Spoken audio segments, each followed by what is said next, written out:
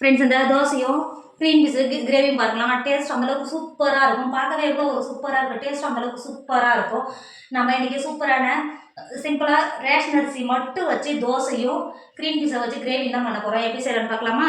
Hi friends, welcome to Kerala சமையல். இன்னைக்கு கேரளா சமையலில் நம்ம க்ரீன் பீஸு கறியும் வெறும் ரேஷன் அரிசி வச்சு மட்டும்தான் தோசை செய்ய போகிறோம். வாங்க எப்படி செய்யலான்னு. இந்த தோசை பண்ணுறதுக்கு ஒரு பாத்திரம் வச்சுக்கோங்க.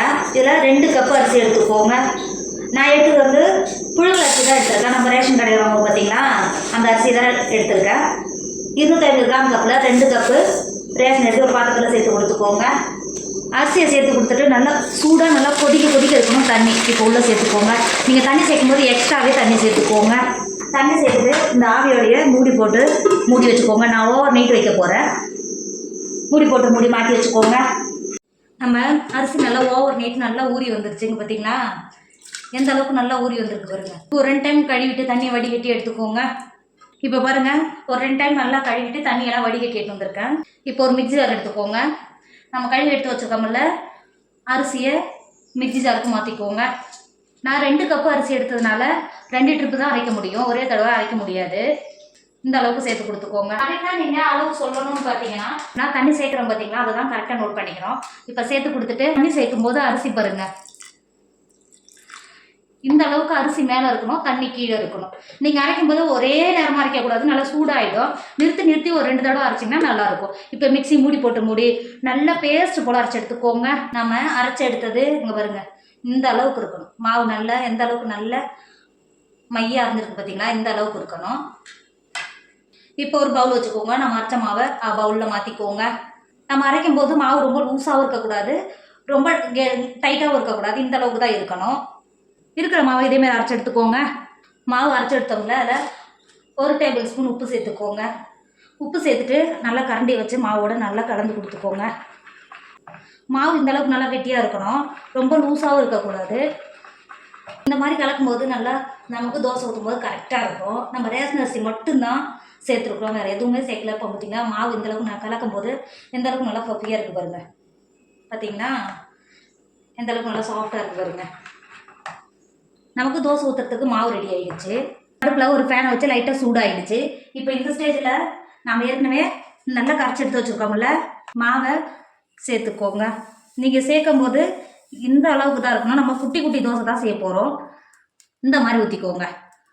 கெட்டியாக தான் இருக்கணும், அப்போ தான் நல்லா டேஸ்ட்டாக இருக்கும். இந்த மாதிரி ஊற்றுன அடுத்த செகண்டு லோ ஃப்ளேமில் வச்சுக்கோங்க. அப்போ தான் வெந்து வரதுக்கு கரெக்டாக இருக்கும். நம்ம ரேஷன் அரிசி மட்டும்தான் சேர்த்துருக்குறோம், ஆனால் டேஸ்ட்டு பார்த்திங்கன்னா சூப்பராக இருக்கும். நம்ம சேர்த்த உடனே எந்த அளவுக்கு நல்லா பபிள்ஸ் வருது பார்த்தீங்களா. உங்களுக்கு இந்த மாதிரி ஓட்ட வரலன்னா ஒரு 1/4 டேபிள் ஸ்பூன் பேக்கிங் பவுடர் கூட சேர்த்து கொடுத்துக்கோங்க. சேர்த்து கொடுத்தாவே நல்லா இந்த மாதிரி ஓட்டையாக வரும். நான் சேர்க்கல, ஆனால் எந்த அளவுக்கு நல்லா ஓட்டையாக வந்துருக்கு பார்த்தீங்களா. இங்கே பாருங்கள், ஒரு 10 நிமிஷம் ஆகிடுச்சு. இப்போ திருப்பி போட்டு இன்னொரு பக்கமும் லோ ஃப்ளேம்ல வச்சு நல்லா வேக வச்சுக்கோங்க. இப்போ பாருங்கள் 10 நிமிஷம் ஆகிடுச்சு. இன்னொரு பக்கமும் திருப்பி போடும்போது எந்த அளவுக்கு நல்லா வெந்து வந்துருக்கு பார்த்தீங்களா. இங்கே பாருங்கள் நல்லா இது போல் அழுத்தி கொடுத்தீங்கன்னா நல்லா மேலே கொஞ்சம் லைட்டாக பூரி மாதிரி வர மாதிரி இருக்கும். இந்த மாதிரி அழுத்தி கொடுத்துட்டு இன்னொரு 5 செகண்ட் இந்த பக்கம் நல்லா வேக வச்சுக்கோங்க. இப்போ பாருங்கள் 2 பக்கமும் நல்லா வெந்து வந்துருச்சு. இப்போ எடுக்கிறதுக்கு ரொம்ப ஈஸியாக இருக்கும். பார்த்தீங்களா, இருக்கிற மாவையெல்லாம் இதே மாதிரி சுட்டு எடுத்துக்கோங்க. நீங்கள் சுட்டு எடுத்து அடுத்த செகண்டே ஹாட் பாக்ஸில் சேர்த்து வச்சுன்னா நல்லா சாஃப்டாக இருக்கும். க்ரீன் பீஸு கிரேவி பண்ணுறதுக்கு அடுப்பில் நான் ஒரு மண்சட்டி வச்சுருக்கேன். ஒரு 2 டேபிள் ஸ்பூன் தேங்காய் எண்ணெய் சேர்த்துக்கோங்க. தேங்காய் எண்ணெய் சேர்த்து பண்ணும்போது இதோட டேஸ்ட் நல்லா சூப்பராக இருக்கும். சேர்த்து கொடுத்துக்கோங்க.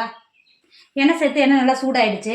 ஒரு துண்டு பட்டை, 5-6 கிராம்பு சேர்த்துக்கோங்க. அது கூடவே 1/2 டேபிள் ஸ்பூன் பெருஞ்சீரகம் சேர்த்துக்கோங்க.